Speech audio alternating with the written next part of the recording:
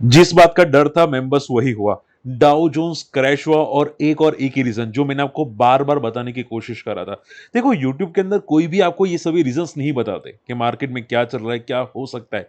ठीक है, मेरे अगर आप वीकली वीडियोस देखोगे तो मैंने आपको बहुत बार बताया था, और मैंने क्या बताया था कि मार्केट में फेड जो है वो क्लियर कट एक वार्निंग दे रहा है कि यूएस मार्केट में रेट बढ़ सकते हैं। मैं देखो कट की भी बात नहीं कर रहा, रेट बढ़ सकते हैं। क्यों? क्योंकि इन्फ्लेशन बढ़ रहा है। इन्फ्लेशन को कंट्रोल करने के लिए रेट बढ़ाया जाता है ताकि इन्फ्लेशन कंट्रोल में आए। ठीक है, तो मुझे ये डर लग रहा था कि आज नहीं तो कल होगा। पता है क्यों?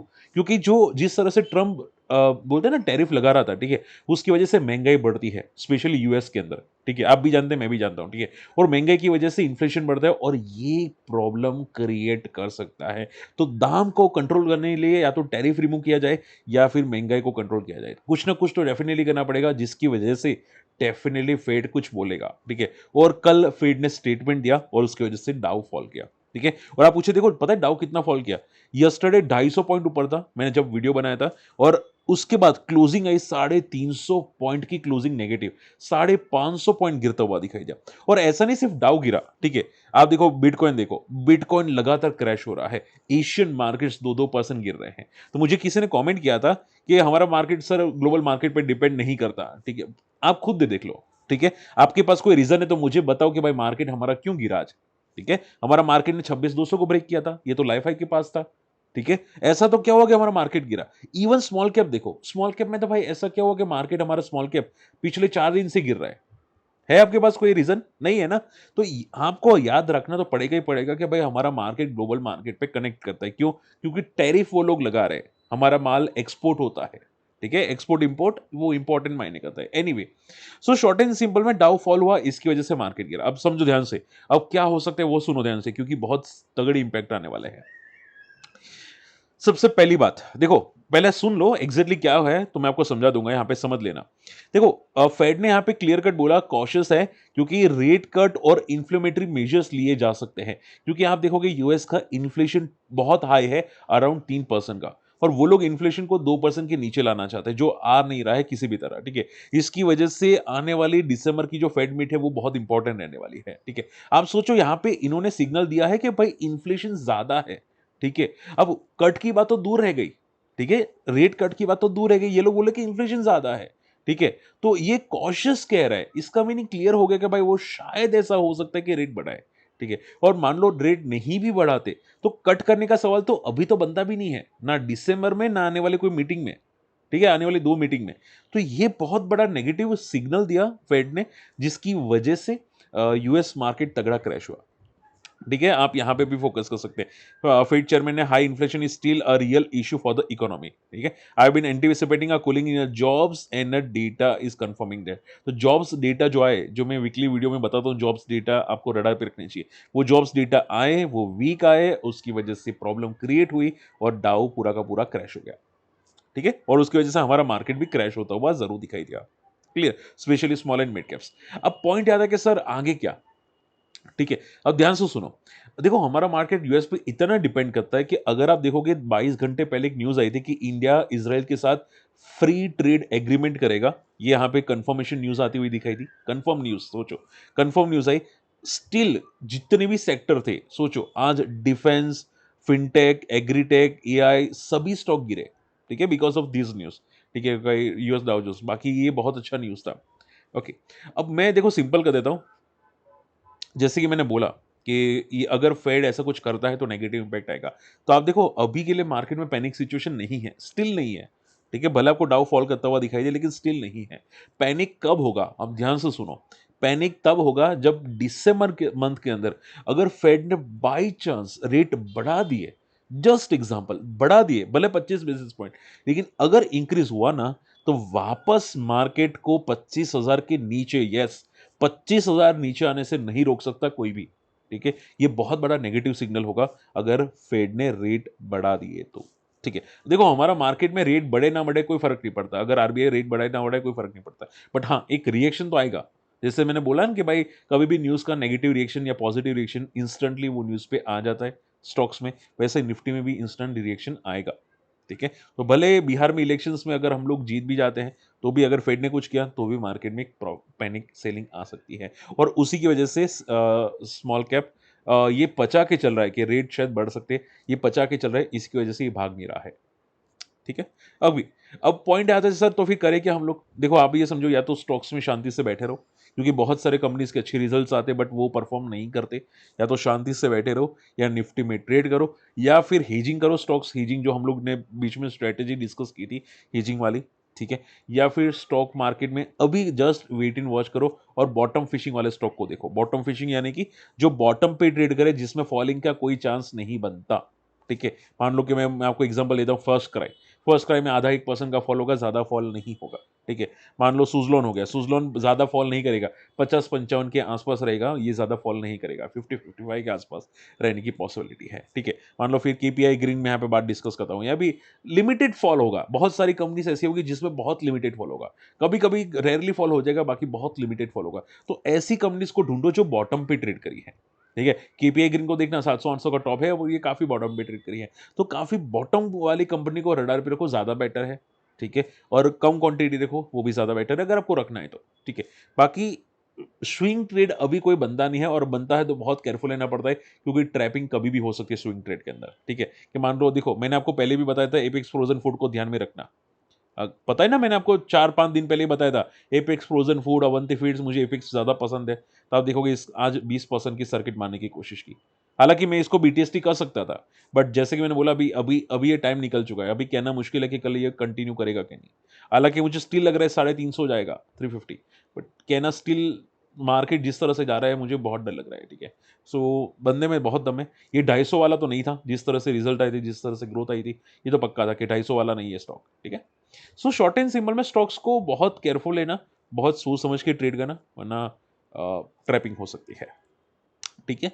चलिए, इसके अलावा बिलियन ब्रेन्स गैराज यानी कि ग्रो कंपनी के रिजल्ट आए और मैं अगर वन शॉट आंसर करूं, नंबर्स तो बहुत तोड़फोड़ है, ठीक है? बहुत अच्छे नंबर्स हैं, बट क्या ग्रो को अभी रडार पे रखना चाहिए? सिंपल आंसर है, ठीक है? मैं आपको लूंगा नहीं। ये लाइव मार्केट में रिजल्ट आए थे, 5% ऊपर था, उसके बाद क्रैश हो गया, फॉल हो गया फ्रॉम द टॉप, ठीक है? 150 से सपोर्ट लिया था, मैंने आपको डिस्कस भी किया था कि बाउंस करेगा, उसके बाद काफी अच्छा बाउंस किया, सस्टेन नहीं हुआ है, ठीक है? आप देखो एक चीज़ समझना, इसको थोड़ा नीचे आने दो और ऐसा हो तो ऐसी कंपनी देखो जो ऑलरेडी सस्ता प्राइस पे ट्रेड करी है, लाइक एंजल वन 31 की पी पे ट्रेड करा है और ये वाला 52 के पी पे बंदा ट्रेड करता हुआ आपको दिखाई दिया है, ठीक है? तो ट्राई करो ये सस्ते वाले फोकस करो, ठीक है? और ये अभी क्या है कि अभी आई थिंक शायद मोमेंटम में भी खत्म हो चुका है, अगर कुछ होगा तो मैं आपको फ्री टेलीग्राम चैनल में बता दूंगा, ठीक है? और उसके अलावा आप यहाँ पे हमारी कम्युनिटी में आना चाहते आ सकते हैं, मैं आपको ये चीज़ें सिखा दूंगा फ्री ऑफ कॉस्ट, ठीक है? और एकदम बेसिक सेटअप होगा, अगर इंटरेस्टेड है सिखाने की कोशिश मैं करूंगा, आप आना आना चाहे तो आ सकते हैं, ठीक है? तो शॉर्ट एंड सिंपल में ग्रो अच्छा है, रिजल्ट्स अच्छे हैं, बट आई थिंक शायद सस्टेन ना करे। और हाँ, एक बात याद रखना कि 150 का इंपॉर्टेंट सपोर्ट है, बस वो तोड़ ना दे। अगर वो तोड़ता है तो वापस अपने लिस्टिंग के प्राइस पे आ सकता है, ठीक है? तो बस वो ध्यान में रखिएगा। बाकी कंपनी खराब नहीं है और अभी मार्केट खराब है ना, सो उसकी वजह से कहना बहुत मुश्किल है कि क्या 150 को सस्टेन करेगा कि नहीं। अगर मार्केट खराब नहीं होता तो सस्टेन कर लेता, ठीक है? आई थिंक मार्केट कंडीशंस काफी वीक हो चुकी है। एआई बबल है यूएस मार्केट में, ये भी माना जा रहा है कि एआई बबल बस्ट हो सकता है, तो उसकी वजह से भी मार्केट में पैनिक रिएक्शंस है। एनीवे, चलिए जेपी पावर की बात करते हैं। देखो 2 दिन में जेपी पावर बहुत अच्छा भागा, लेकिन आज प्रॉफिट बुकिंग आई, ठीक है? अब ध्यान से समझना, देखो जीपी पावर काफी लोग स्विंग ट्रेड करते होंगे, कल अगर किसी ने लिया होगा तो आज ट्रैप हो चुका होगा। और मैंने आपको पहले भी समझाया है, जैसे कि मैं समझाता हूं कि अगर कोई न्यूज आती है, स्टॉक मोमेंटम करता है, जैसे कि अदानी ने जीपी एसोसिएट को एक्वायर करने के लिए प्रपोजल रखा, एक्सेप्ट हो गया प्रपोजल, इसकी वजह से जीपी पावर 2 दिन भागा, ठीक है? 2 दिन भाग गया, उसके बाद क्या, उसके बाद प्रॉफिट बुकिंग, तो आप देखोगे आज प्रॉफिट बुकिंग आती हुई दिखाई दी, ठीक है? तो स्टॉक का रिएक्शन हमेशा याद रखना, न्यूज पे स्टॉक का रिएक्शन एक या ज्यादा से ज्यादा 2 दिन रहता है, उसके बाद तीसरे या चौथे दिन के अंदर मार्केट में तगड़ी प्रॉफिट बुकिंग आती है, स्पेशली वो स्टॉक में जहां पे न्यूज आ चुकी होती है, ठीक है? तो हमेशा याद रखना, अगर आपका कोई न्यूज़ पे एंट्री हो या आप एंट्री करते हो तो पकड़ के बैठ मत जाना, ये याद रखना, ये कोई पप्पा नहीं बोलेगा, नोट डाउन कर लो, ठीक है? 2 दिन अगर कोई न्यूज़ है, 2 दिन पकड़ के रखो, उसके बाद तो मत रखना, क्योंकि आप ट्रैप हो जाओगे, पता भी नहीं चलेगा, ठीक है? सीधा आप बोलोगे सर कितना फॉल होगा, 1% 2%, देख लो 7-8%, 9%, और ये जनरल सिनारियो है, ठीक है? सो याद रखना फ्यूचर में। बाकी जेपी पावर सपोर्ट के आसपास है, सपोर्ट आई थिंक 19 के आसपास सपोर्ट ले लेगा, आप रडार पे रखना चाहे रख सकते हैं 19 के आसपास। कैपिलरी टेक लिस्टिंग गेन के बाद भागा, जिनको नहीं पता, काफी लिस्टिंग गेन तो दिया नहीं, लेकिन उसके बाद भागने की कोशिश की, 6 7 8% भागा है। हालांकि देखो थोड़ा कॉशियस रहना, ये जो कंपनी ने लिस्टिंग गेन तो बहुत छोटे दिए, अब ज़्यादा फोकस मत करना, वैसे भी पी ज़्यादा है, प्लस स्टॉक आप देखोगे थोड़ा पैनिक वाला स्टॉक है, ठीक है, और मार्केट अच्छा नहीं है, और वैसे भी आईटी कंपनीज में प्रॉफिट बुकिंग आ रही है, आप ट्रैप हो जाओगे, ठीक है, तो बेटर है थोड़ा कॉशियस रहना, अगर आपको मिला है ठीक है। ओके, जीएमआर एयरपोर्ट 2 दिन से देखो काफी अच्छा भाग रहा है, मैंने आपसे डिस्कस किया था जीएमआर एयरपोर्ट 100 के ऊपर सस्टेन रह सकते हैं, आज 106 तक गया और थोड़ा प्रॉफिट बुकिंग की, तो जब तक ये 100 के ऊपर है तब तक पॉजिटिव है। अब कहना मुश्किल है कि सर ऐसे फॉलिंग मार्केट में भागेगा कहीं नहीं, बट हाँ चांसेस है, क्योंकि मुझे पता है कि बड़े प्लेयर्स इसको बहुत पसंद करते हैं, बहुत बहुत पसंद करते हैं, मतलब ऐसा लगता है कि मतलब आप बोलते हैं ना कि दूसरी मम्मी का बेटा हो, उस टाइप का, ठीक है, तो पसंद तो बहुत करते हैं बड़े प्लेयर्स इसको, और इसकी वजह से ये क्रैश नहीं होता कभी भी क्रैश नहीं होता, होता है तो ज़्यादा से ज़्यादा 15% 18%, उससे ज़्यादा क्रैश नहीं करवाती इसको, ठीक है, तो रडार पे रखा है तो ठीक है, रखिएगा, ठीक है, हो सकता है कि 120 जाए। अच्छा ओके, मैं एक इन्फोसिस बायबैक से पहले एक चीज़ बताना चाहूँगा। देखो, आज बहुत सारी कंपनीज़ ने 52 एक लो ल लगाया है। Vikram solar, Saregama, Reliance infra. आप मैं ये क्यों लाया हूँ पता है? आप इसमें से कोई देखिएगा, अगर आपको कोई स्टॉक पसंद आ रहा है जिसमें लगता है कि भाई लॉन्ग टर्म अच्छा है, तो आप रडार पे रखिएगा। ऐसा नहीं कि अभी एंट्री कीजिएगा, बट रडार पे रखिएगा। आपको कौन-सा पसंद आ रहा है?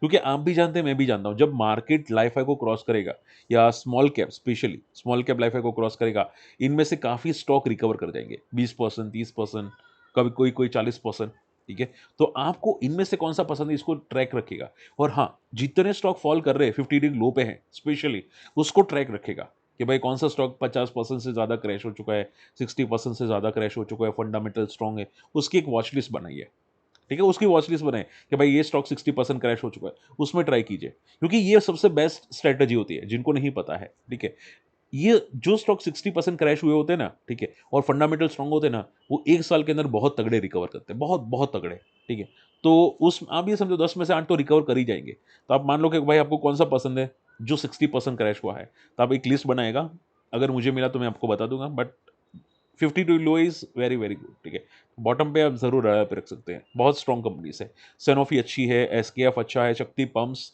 एंड उसके अलावा सारेगामा बहुत स्ट्रॉन्ग है, ठीक है। Okay, last not the least, Infosys buyback. अब देखो इन्फोसिस बायबैक माना ये जा रहा है कि इन्फोसिस बायबैक है तो अच्छा, लेकिन टैक्सेस की वजह से प्रॉब्लमेटिक है, क्योंकि आप लोग बायबैक में स्टॉक को अप्लाई करते हैं, ठीक है, स्टॉक्स आप जो भी आपको अमाउंट मिलेगा, ठीक है, वो अमाउंट पे, नॉट प्रॉफिट, वो टोटल अमाउंट पे, ठीक है, बायबैक का जो टेंडर होगा, मान लो कि आपने 1.5 लाख के स्टॉक टेंडर कर दिए, ठीक है, तो 2.5 लाख पे आपको टैक्स लगेगा, और कितना टैक्स लगेगा? जितना आपका स्लैब है टैक्स का, मान लो आप 20% के स्लैब में आते हैं या 10% के स्लैब में आते हैं, आपको उतना टैक्स लगेगा, ठीक है, वो भी टोटल अमाउंट पे, तो उसकी वजह से माना ये जा रहा है कि भाई Infosys buyback is negative for the retail investors, ठीक है, सो देखो आप थोड़ा कॉशियस रहेगा, ये चीज़ें डेफिनेटली आपको प्रॉफिट तो देगी, बट टैक्सेस के टाइम पे जब कैलकुलेट करने जाओगे, आपका सीए कैलकुलेट करेगा, तब थोड़ा पैनिक हो सकते हैं, तो बस वो ध्यान में रखिएगा। ओके, चलिए, तो मैंने ज़्यादा से चीज़ें डिस्कस किया, आई होप आज का वीडियो समझ में पसंद आया है। शॉर्ट एंड सिंपल में आपको किसको रडार पे रखना है? जो 50 डी ग्लो कंपनी है, जो 60% क्रैश हो चुके हैं, लेकिन हाँ फंडामेंटल अच्छे हैं, 50 to 60%, वो आप रडार पे रखिएगा, जिसमें मुझे लगता है बहुत जल्दी रिकवरी आ सकती है, वो ज़्यादा फॉल भी नहीं करेंगे, ठीक है, टॉप वाले होते हैं ना वो ज़्यादा फॉल करते हैं। उसके अलावा जेपी पावर जब बॉटम पे है तब रडार पे रखिए, ठीक है, ओके, एंड जीएमआर एयरपोर्ट पर आप रडार पे रखना चाहे रख सकते हैं। होप आज का वीडियो पसंद है, बाकी स्टिल कोई क्वेरी रहती है मुझे कमेंट में मेंशन जरूर करना, मैं दिस सैटरडे डेफिनेटली लाइव आऊंगा, ठीक है, वो लास्ट टाइम अवेलेबल नहीं था, but this Saturday definitely live, okay, मिलते अगले वीडियो में, बाय।